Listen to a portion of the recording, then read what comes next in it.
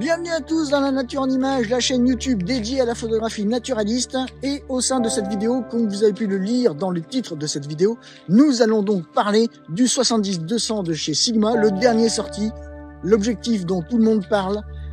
Nous allons le tester dans cette vidéo, lui tirer les verres du nez et un petit peu voir ce qu'il a dans le ventre, le mettre dans un peu dans des positions inconfortables, parce que comme vous pouvez le constater, aujourd'hui, derrière moi, vous pouvez le voir, le temps est magnifique. Il tombe du soleil en morceaux. C'est un joli temps de la Nièvre. Bienvenue dans le vert pays des eaux vives. Et à ce titre, vu qu'il fait pas terrible, qu'il pleut, je vais pouvoir tester vraiment cet objectif dans des conditions très compliquées pour lui et un petit peu voir comment il s'en sort, voir le résultat sur ses photos et sur des vidéos. Puisque je ne vais pas me contenter de le tester en photographie, je vais aussi un petit peu le tester en vidéo. Et vu que pour celles et ceux qui connaissent la chaîne un petit peu, vous savez, vous avez peut-être reconnu derrière moi l'étang grainetier. Alors ça tombe bien puisque il y a quelques oiseaux qui sont arrivés avec l'automne et nous allons essayer de leur tirer le portrait. Alors avant de commencer, parlons un petit peu du 70-200.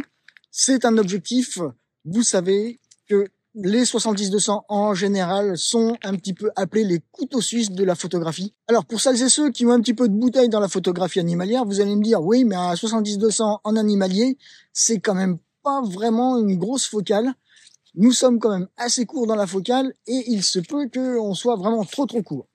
Oui, effectivement, le 70-200 se prête plus à des reportages un petit peu de mariage, de cérémonie et autres, que à de l'animalier. Ceci dit, j'affectionne tout particulièrement, moi, les focales de 70-200, parce que justement, dans le cadre de la photographie naturaliste, et notamment en proxy, puisque nous ne pouvons pas faire de macro avec ce type d'objectif, nous allons pouvoir un petit peu avoir des scènes de proxy intéressantes, pour ma part, je trouve, à photographier. Donc, dès à présent, eh bien, en route pour le test du 70-200 sur le terrain, grandeur nature. Vous savez que j'affectionne à tirer les verres du nez des objectifs sur le terrain, en situation réelle, et de voir un petit peu comment ils se comportent. Il pleut, il fait pas beau, comme j'ai dit tout à l'heure. Action. Ah, mais vous êtes là. Alors, je vous avais dit qu'on irait se poser quelque part par là pour aller trouver un endroit tranquille, et parler du 70-200. Bon, je vous rencontre en cours de chemin, donc je vais commencer à vous en parler brièvement. Parlons un petit peu, si vous le voulez bien, de ses caractéristiques physiques. C'est un objectif qui pèse 1375 grammes, donc 1,375 kg. Il mesure, grosso modo, 9 cm,6 de diamètre, avec une longueur de 21 cm environ. Comme vous pouvez le constater, quand même, c'est un objectif qui a un encombrement qui est très intéressant, surtout en reportage.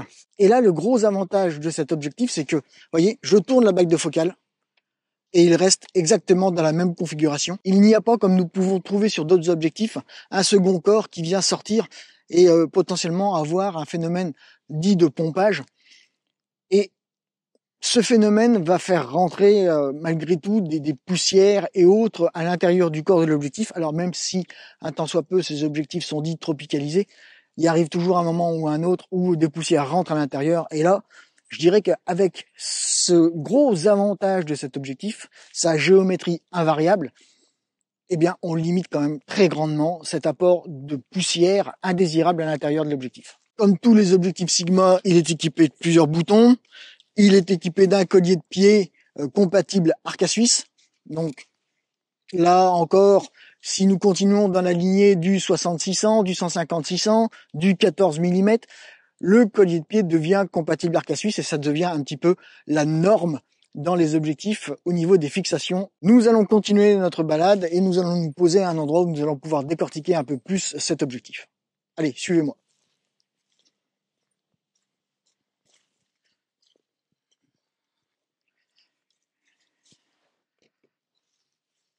Voilà, je nous ai trouvé un petit coin bien sympathique pour vous faire une présentation du 70-200, faire un petit peu le tour du propriétaire.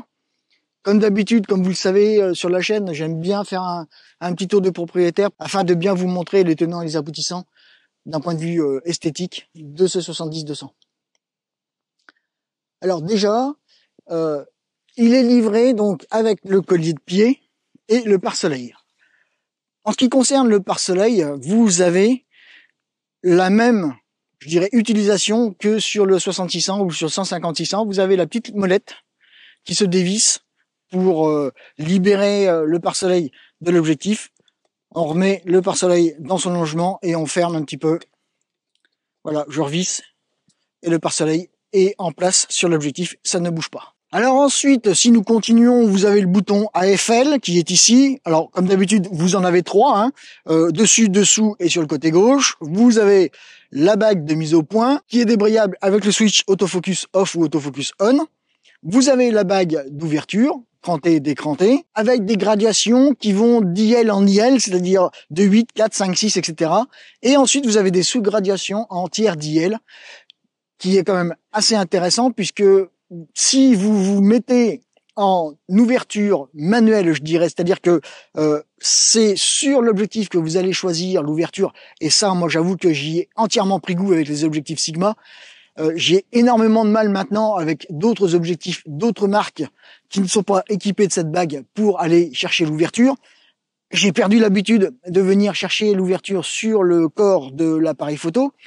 Et je préfère nettement et de loin maintenant avoir cette ouverture à disposition sur les objectifs. J'avoue que c'est 3 fois rien, vous allez me dire, mais n'empêche que d'un point de vue utilisation, d'un point de vue ergonomie, d'un point de vue rapidité, je trouve que je suis plus à l'aise avec ces bagues d'ouverture que d'aller chercher la molette sur le corps de l'objectif. Si nous continuons, nous avons... si nous continuons, après tout... attends, passe-moi voir là, les notes, là. Fais-moi voir un petit peu ce que j'ai mis.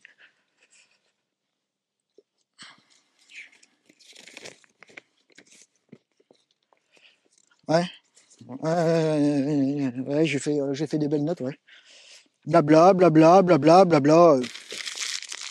Et ça fait 25 fois que vous voyez la même vidéo qui vous parle des specs, des machins, des trucs, des bidules. Donc les specs, vous les savez si vous avez été voir d'autres vidéos. Les caractéristiques, vous les savez si vous avez été voir d'autres vidéos. Maintenant, nous, ce qu'on veut, c'est aller sur le terrain et tester l'objectif sur le terrain. Donc le blabla, nous le laissons à d'autres et en avant Guingamp, on va sur le terrain. Allez hop. Alors première série de photos et peut-être de vidéos avec ces foulques qui sont sur l'étang. Je vais essayer de me poser et puis nous allons voir ce que nous pouvons tirer du 70-200. Alors déjà, première conclusion, l'Alpha 1 a vraiment bien capté l'œil de ce foulque et la mise au point est tenue sur l'œil, elle est verrouillée sur l'œil et même si le foulque tourne la tête à l'opposé, l'Alpha 1 garde vraiment bien la mise au point dessus, donc ça veut dire que l'autofocus de ce 70-200 a vraiment bien répondu aux exigences de l'Alpha 1.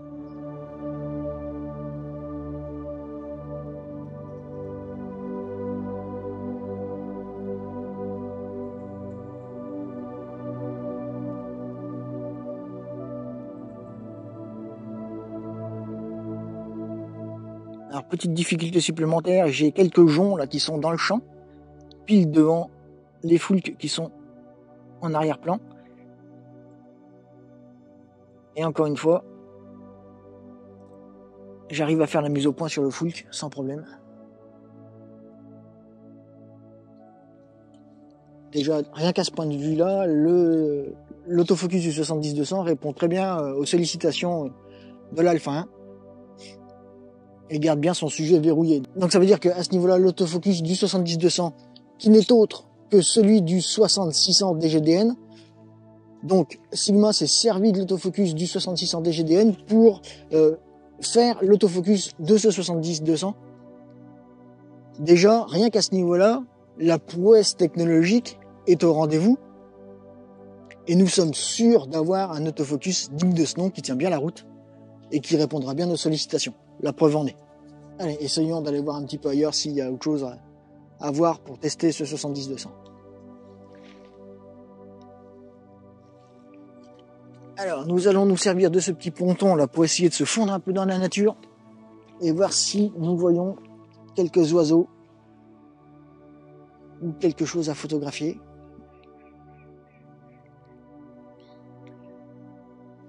Donc encore une fois, hein, comme vous pouvez le constater, l'encombrement de ce 70-200 est vraiment tout rikiki. Hein.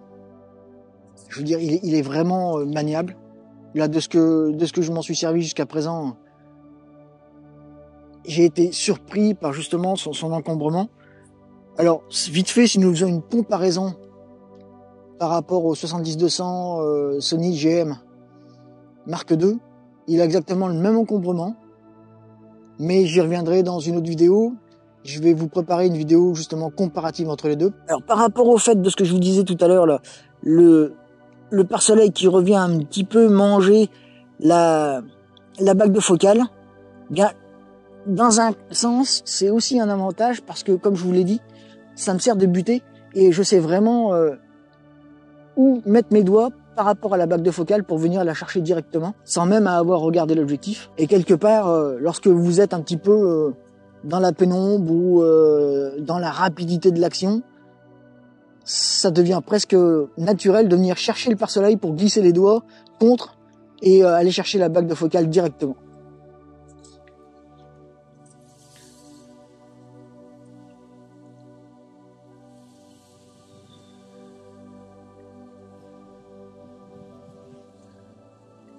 Après, je suis en train de vous faire quelques photos là par rapport à la focale, vous montrer un petit peu les différences.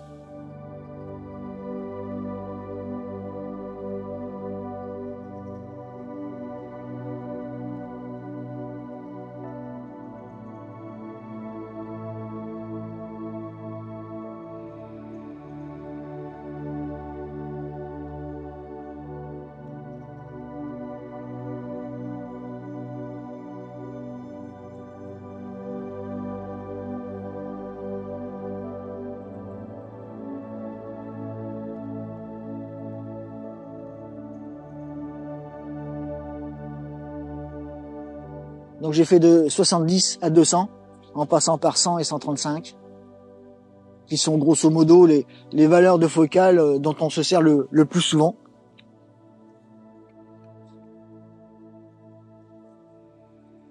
Et là, même à cette distance, l'AF du A1 n'a aucune peine à aller choper la pupille du Fulk qui passe devant moi. D'ailleurs, je vais faire une petite vidéo, voilà.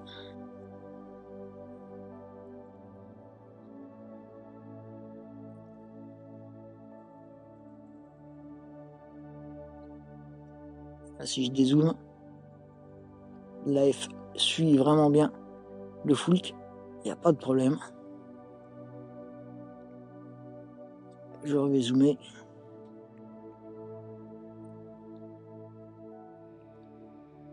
Alors excusez-moi hein, pour les manques de stabilité, mais à main levée, voilà.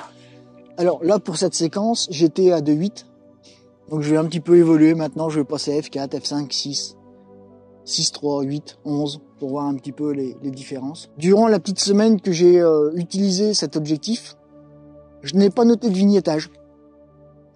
Ou si j'en ai noté un, c'est vraiment dérisoire et Lightroom l'aura effacé sans aucun problème. Hein. Comme d'habitude, à ce niveau-là, au niveau des objectifs Sigma, le vignettage, ça devient quand même quelque chose d'assez remarquable. Il y a très peu de vignettage sur les derniers objectifs. La distance de mise au point minimale, par contre, elle, ce qui est intéressant à savoir, c'est qu'à 70, elle est de 60 cm et à 200, elle est de 1 mètre. Alors là aussi, je tiens à féliciter Sigma par rapport à cette distance minimale de mise au point parce que, encore une fois, en proxy, autant 60 cm de mise au point minimale à 70, c'est peut-être un peu court. Autant 1 mètre à 200, là, je dois dire que, et encore une fois, avec les tests que j'ai fait la semaine dernière, c'est grandement agréable. Hein. Une mise au point à 200 à 1 mètre, c'est appréciable, surtout en proxy. Vous verrez tout à l'heure quand je ferai des petites vidéos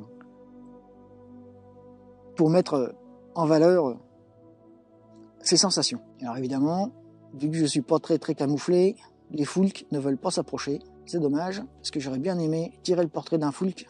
Alors là, je suis en train un petit peu d'essayer à différentes ouvertures le bokeh.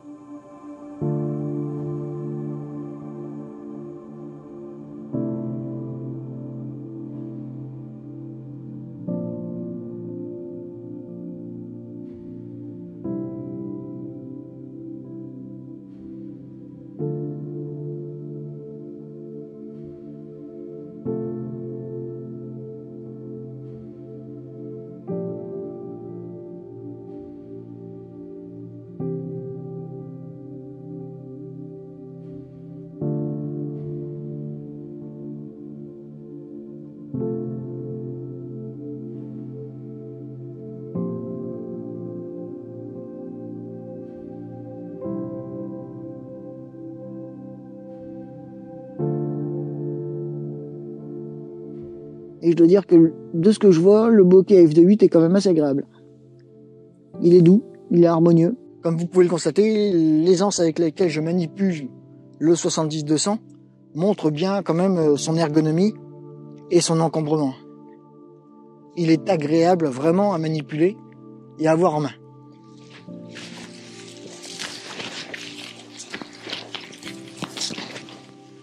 Alors, dans le cadre, comme vous venez de le constater, d'une approche rampée, alors là, par rapport au 60-600 ou au 150-600, la stabilité de l'objectif dans le creux du coude est quand même remarquable. J'ai pu avancer sans avoir à ressentir l'objectif dans le creux du coude, mais vous allez me dire, avec 1,375 kg, c'est normal. Oui, effectivement, c'est normal.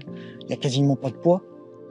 Et quelque part, pour quelqu'un qui fait beaucoup d'animalier avec le 60-600 ou 150-600, c'est un petit peu déroutant parce que on n'a pas justement l'impression d'avoir cet objectif dans le creux du coude. Et je me suis surpris à 2 reprises de regarder si l'objectif était bien là et s'il n'avait pas bougé. Donc là, ergonomiquement parlant, il est vraiment très bien et d'un confort absolu.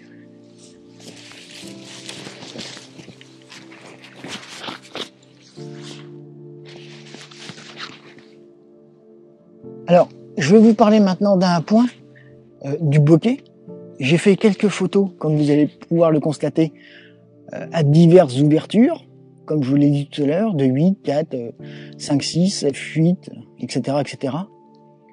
Et j'ai testé le bokeh donc à 70 et à 200. Il est tout à fait similaire en termes d'esthétique, mais je dois dire que, alors peut-être certains me diront tu chipotes, oui, mais comme d'habitude je chipote, je préfère le bokeh à 200 qu'à 70. Le gros avantage du 70-200 pour celles et ceux qui pratiquaient l'affût, et notamment l'affût que ce soit sous tente ou sous cabane, c'est que avec ce 70-200 D8, vous allez pouvoir tirer le portrait de vos animaux favoris, et bien avec une qualité supplémentaire que pourrait vous apporter un 60-600 ou un 150-600 ou un 200-600 chez d'autres marques. Là, même si vous n'êtes qu'à 200, eh bien le fait d'être à 2.8, de pouvoir descendre à 2.8, déjà vous apportera l'assurance que vous allez avoir un bokeh impeccable, mais que vous allez surtout pouvoir apporter une lumière incomparable à votre photo, surtout si vous avez la chance que votre piaf favori se pose dans des limites que la mise au point avec un 600 ne pourrait pas vous permettre de photographier. Ça m'est déjà arrivé et c'est très très frustrant. Là au 200 mm, sachant qu'à 200 la mise au point minimale est de 1 mètre, ça laisse beaucoup de latitude à une mise au point éventuelle si un piaf ou un autre animal s'approchait entre 1 mètre et 3 mètres pour une mise au point à 600. Je vais essayer de vous faire un petit peu de vidéo pour vous montrer un petit peu d'un point de vue bokeh, d'un point de vue AF, ce que cela peut donner avec le 70-200. Alors là, comme vous avez pu le constater, à cette distance de mise au point par rapport à mon arrière-plan, j'ai quasiment pas de différence au niveau du bokeh. Il est uniforme, quelle que soit l'ouverture. Maintenant, je vais essayer de voir un petit peu plus loin avec la végétation qui est un tout petit peu plus loin de moi, voir vous montrer un petit peu comment il évolue.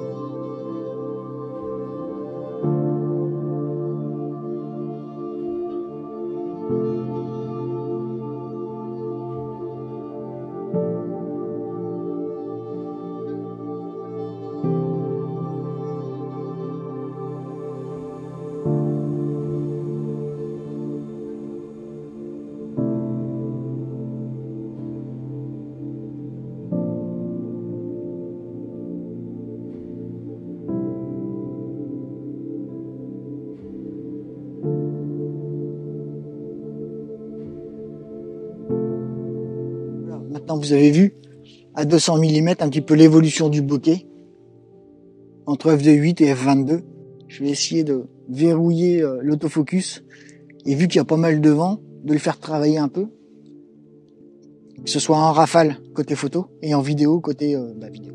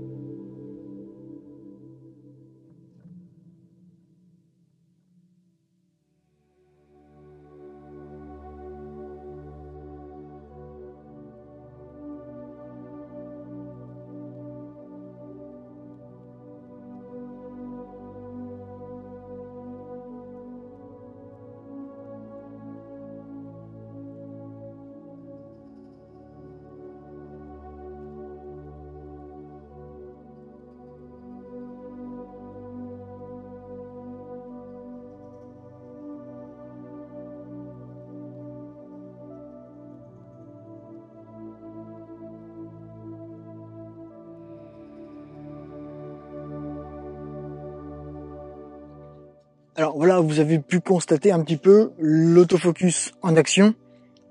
Je dois dire que là, pas de surprise, hein, c'est vraiment l'autofocus du 6600.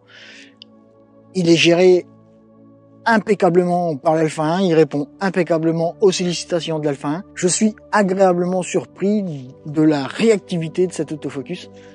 C'est quand même quelque chose à noter et il s'en sort vraiment merveilleusement bien. Encore une fois, comme vous avez pu le constater sur les vidéos et sur les photos de démonstration.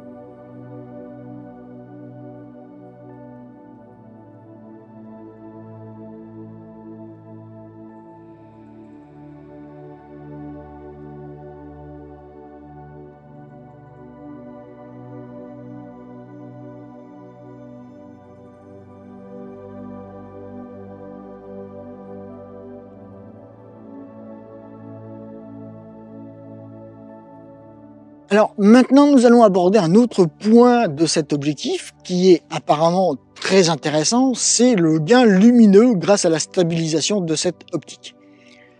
Effectivement, vous pouvez peut-être gagner 7,5 IL à 70 mm et 5 IL à 200 mm grâce à la stabilisation. Alors, 7,5 IL, 5 IL, ce sont des données qui, moi, m'impressionnent parce que c'est quand même assez grandiose. Déjà, lorsque nous avions vu la stabilisation du 60-600, rappelez-vous, j'étais descendu au 1/20 de seconde pour avoir des photos qui commençaient vraiment à être inexploitables dû au flou de bouger. Nous allons voir avec ce 70-200 la valeur à ne pas dépasser avec cette stabilisation sur le terrain. Donc, je vais commencer à 70 mm et nous allons regarder. Alors, je vais me mettre à F8 par exemple. 70, voilà. La stabilisation est bien activée, je suis en mode 2, tac. Je suis au 60e de seconde, je vais descendre au 30e de seconde, 15e de seconde, 8e de seconde, quart de seconde. Alors, quels sont les résultats à 70 mm par rapport à la stabilisation?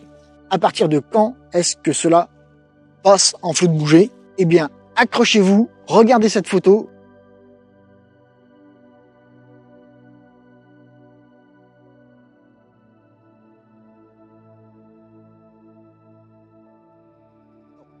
Je dis bien quasi net parce que la végétation, vu qu'il y a pas mal de vent en hauteur, bouge quand même pas mal, ce qui nous donne l'effet de flou.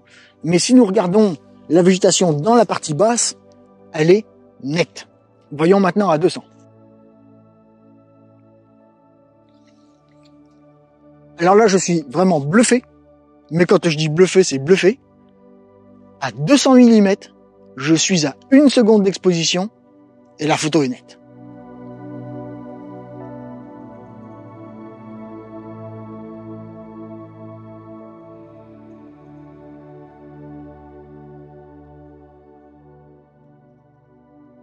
Si je passe à 2 secondes, bon bah là la photo est floue, donc le flou de bouger est vraiment présent à 2 secondes d'exposition.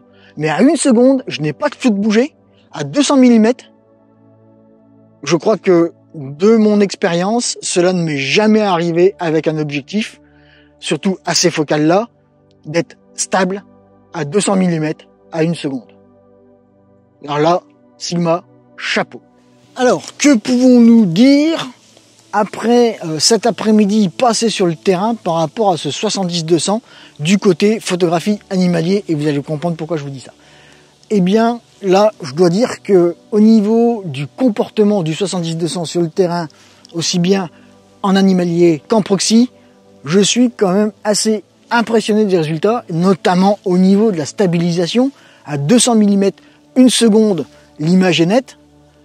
Là, je dois dire que j'en reviens toujours pas. Même si certains d'entre vous diront que 70-200, ce n'est pas une focale destinée à la photographie animalière, vous avez vu que, avec un petit peu de chance, lorsque les animaux s'approchent de nous, eh bien, la focale de 70-200 s'avère des plus judicieuses et l'ouverture de 2.8 nous permet encore une fois une ouverture très judicieuse par rapport à la lumière et notamment de pouvoir descendre dans la vitesse d'obturation et ainsi avoir encore plus de lumière. Et comme vous le savez, j'ai fait une formation qui est sortie maintenant sur la lumière en photographie, où j'explique les tenants et les aboutissants de la lumière en photographie, l'avantage, les inconvénients de cette lumière.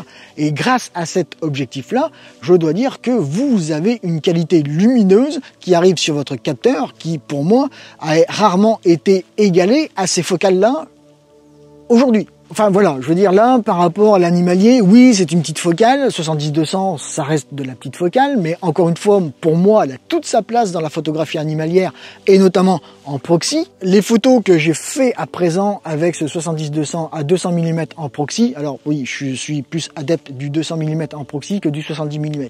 Ça, c'est mon œil, qu'est-ce que vous voulez, c'est comme ça, personne ne me refera à ce moment-là.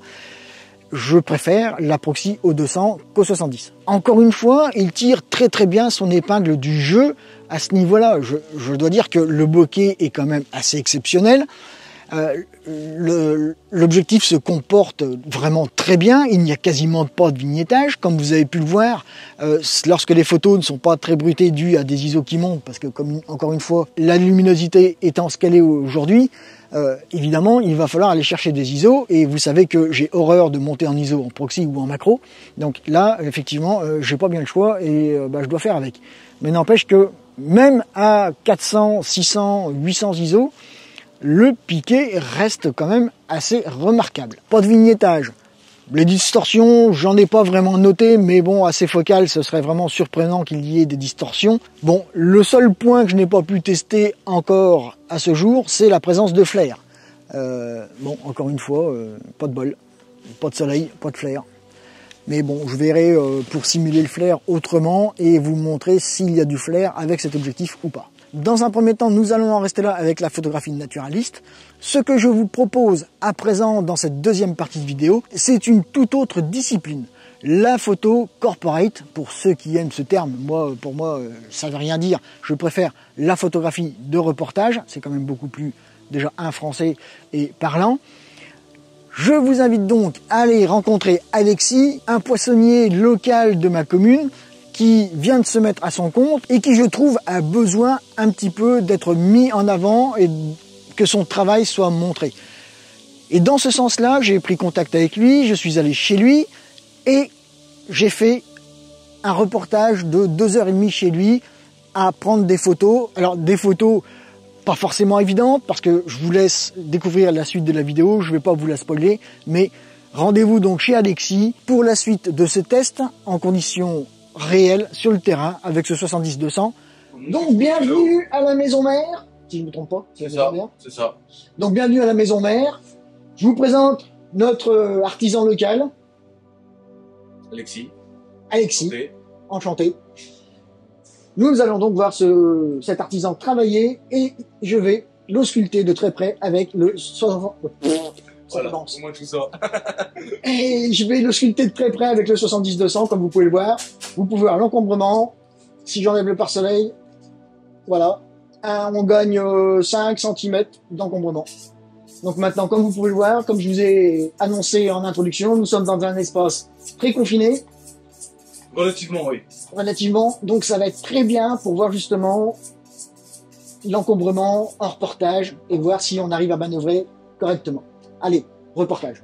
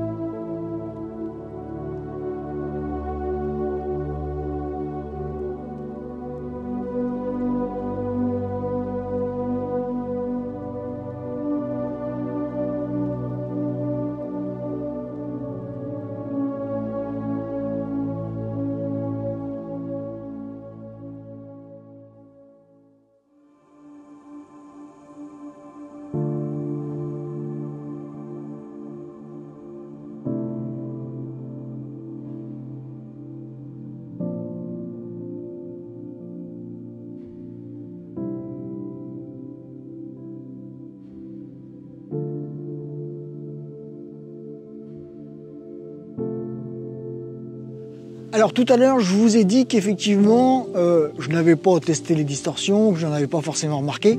Eh bien, entre-temps, j'ai réalisé ces deux panoramas.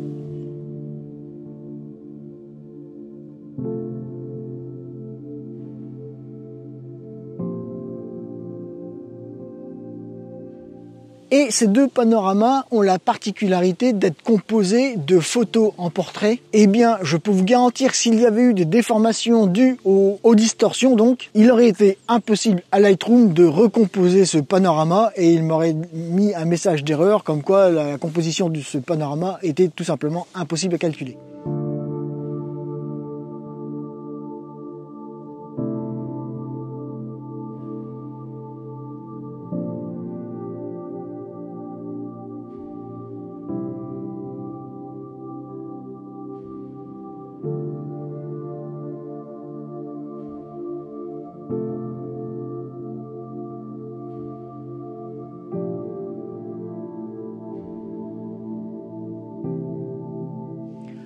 Si vous êtes intéressé pour la création de ce genre de panorama avec des objectifs qui ne sont absolument pas du tout dédiés au panorama, j'entends des grands angles ou des hyper grands angles, vous pouvez aller voir la vidéo de la chaîne YouTube qui s'intitule « Créer des panoramas sans objectif grand angle ».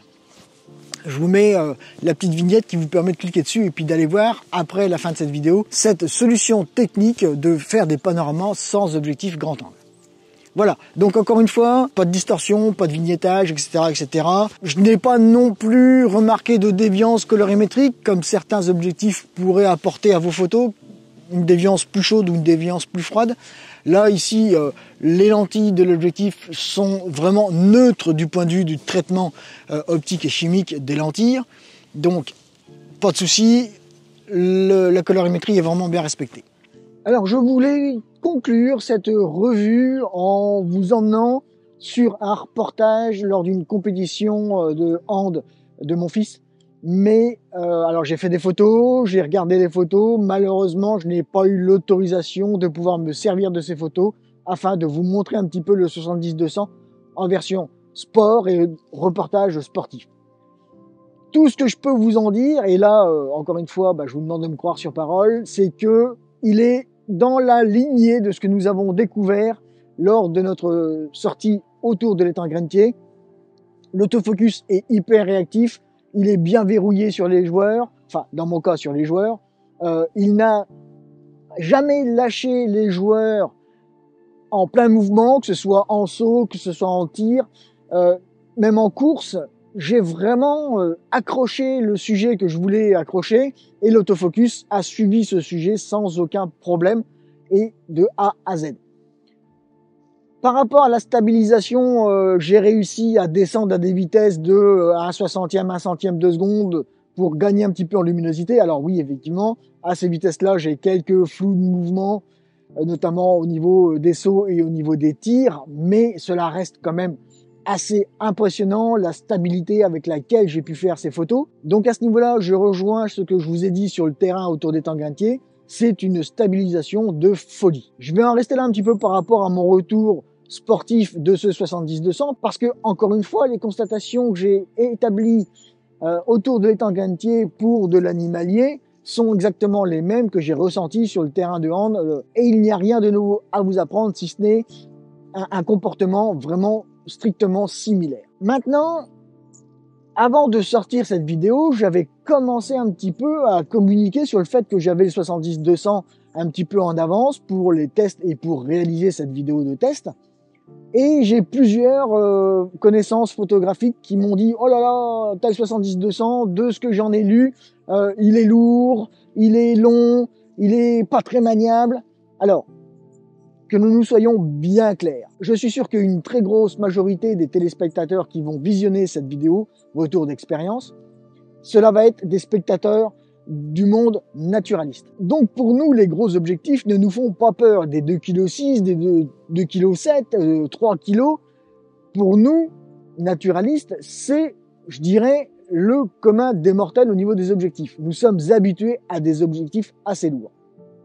Par contre, pour d'autres photographes qui auraient une discipline un petit peu plus dite de reportage ou ou corporate, comme certains aiment à le dire encore une fois, ils peuvent le trouver lourd, ils peuvent le trouver encombrant. En toute honnêteté, je vous mets en démonstration des objectifs que j'ai en ma possession et que j'ai pesés. Quand vous avez un 12-24 qui pèse presque 1 kg sur la balance, quand vous avez un 24-70 qui pèse presque 800 grammes sur la balance, et que vous vous trouvez avec un 70-200 qui pèse 1,3 kg, comment vous dire que, alors oui, c'est un peu plus lourd puisqu'il y a quasiment, nous allons dire, de 5 à 400 grammes de différence entre les deux. Je veux dire, si vous regardez que ce soit l'équivalent chez Tamron, l'équivalent chez Sony, le poids est similaire. Qu'est-ce que vous ne comprenez pas dans le poids de cet objectif? C'est un 2.8 avec une vélocité assez impressionnante au niveau de la rafale, au niveau de la stabilisation. À un moment donné, il faut bien que quelque part, tout le bloc optique, tout le bloc mécanique soit fait de manière à être robuste. Eh bien, son poids de 1,350 kg se justifie à ce niveau-là. Et personnellement, je trouve ce 70-200 ultra maniable, très souple d'utilisation. Je n'ai absolument pas souffert que ce soit de son encombrement ou que ce soit de son poids. Alors oui, encore une fois, je suis habitué à des objectifs beaucoup plus lourds, beaucoup plus conséquents. Oui, ok, mais n'empêche que pour moi, le surnom du couteau suisse du photographe prend toute son ampleur avec cet objectif. C'est vraiment un couteau suisse pour pouvoir quasiment tout faire dans la photographie, que ce soit de reportage, que ce soit même de vacances, de loisirs. Il est capable de faire du paysage, comme vous avez pu le voir, il est capable de faire du corporate, il est capable de faire de l'animalier, de la proxy. Il sait tout faire pour moi. Et je vais vous mettre, pour conclure un petit peu ce retour d'expérience, quelques photos pour vous montrer un petit peu le piqué, alors que ce soit dans les angles ou plein centre de ces photos, et ainsi vous faire une idée de ce piqué de cet objectif.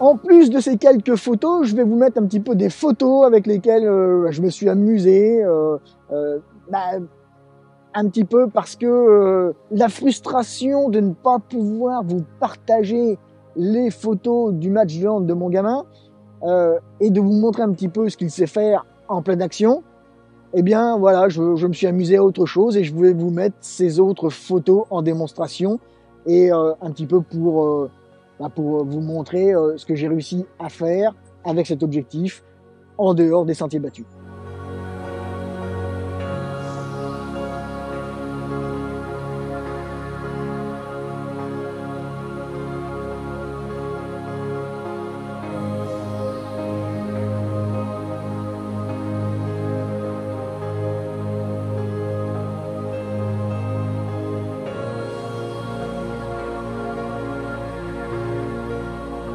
Que peut-on dire par rapport à cet objectif? Alors, les points négatifs pour moi, c'est à ce niveau-là, le pare-soleil qui revient, alors, je pèse mes mots, mais de 2-3 mm par-dessus la bague de focale.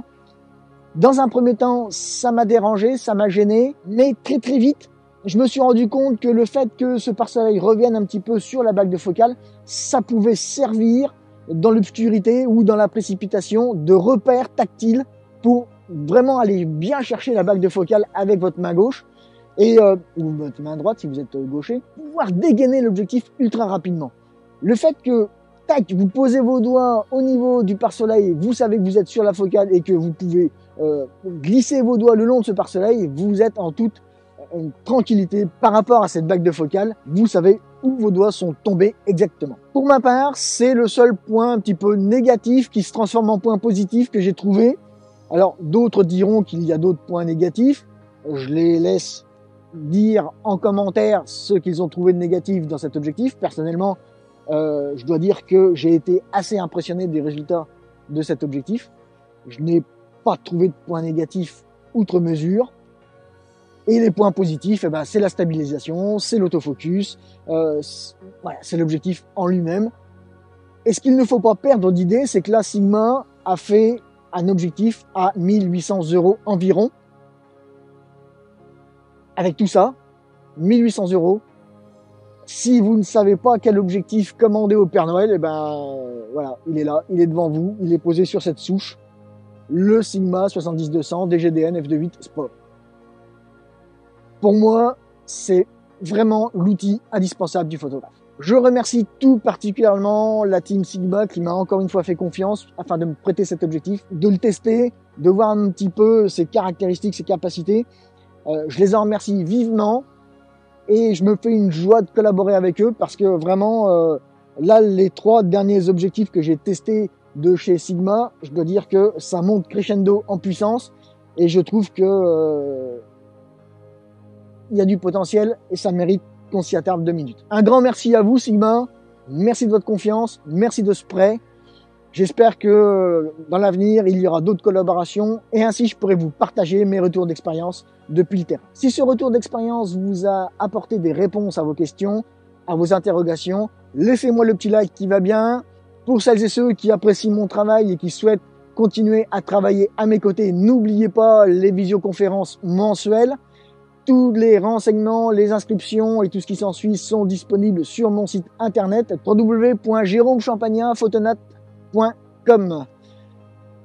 Allez-y, jetez un œil, inscrivez-vous et venez nous rejoindre lors de ces visioconférences mensuelles. N'oubliez pas, la première est gracieusement offerte, donc profitez-en, venez vous faire votre propre opinion de ces visioconférences. Et pour celles et ceux qui se retrouvent un petit peu dans mon travail, n'hésitez pas à vous abonner, cela contribuera au référencement de la chaîne et un petit peu plus de notoriété par rapport à la chaîne. Sur ce, je vous remercie d'avoir regardé dans l'intégralité cette vidéo. Je vous dis, faites-vous plaisir, faites des photos et à bientôt.